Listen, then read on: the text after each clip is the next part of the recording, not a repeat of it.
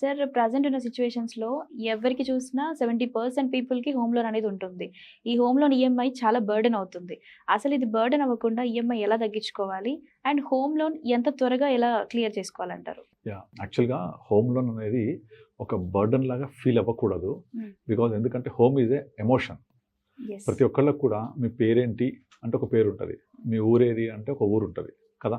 హ్మ్. అలాగే మీ ఇల్లు ఎక్కడ, మీ ఇల్లు ఏది అంటే ఒక ప్రజెన్స్, ఒక Yes. Address Mm. అనేది ఖచ్చితంగా ఉండాలి. మీరు మీ సొంత ఊరిలో పుట్టి పెరిగిన ఊరిలో ఉండకపోయినా హ్మ్. మా ఊరు ఫలానా ఊరు అని చెప్తూ ఉంటారు, మా ఊరు కొత్తగూడెం, మా ఊరు కొత్తగూడెం చెప్తూ ఉంటారు. అవును. నేను అక్కడ ఉన్నానా లేదా సెకండరీ. యెస్. అలాగే మీరు ఎక్కడ ఉంటున్నారు అనేది మీ ఇల్లు.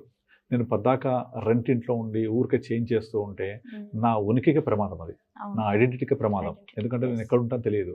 ఇక 60-70 ఇయర్స్ వచ్చిన తర్వాత ఏదైనా అనారోగ్యం ఏదైనా చనిపోతే రెంట్లో టెనెంట్ ఉన్న వాళ్ళు రానివ్వరు. అండ్ ప్రతి ఒక్కళ్ళు కూడా నా సొంత ఇల్లు చనిపోవాలి, నా సొంత ఇల్లు కళ అనే ఒక ఎమోషన్ ఉంటుంది. ఎమోషన్ ఉంటుంది. సో ఆ ఎమోషన్ని తీర్చుకోవాలి అంటే మనం ఏం చేయాలి?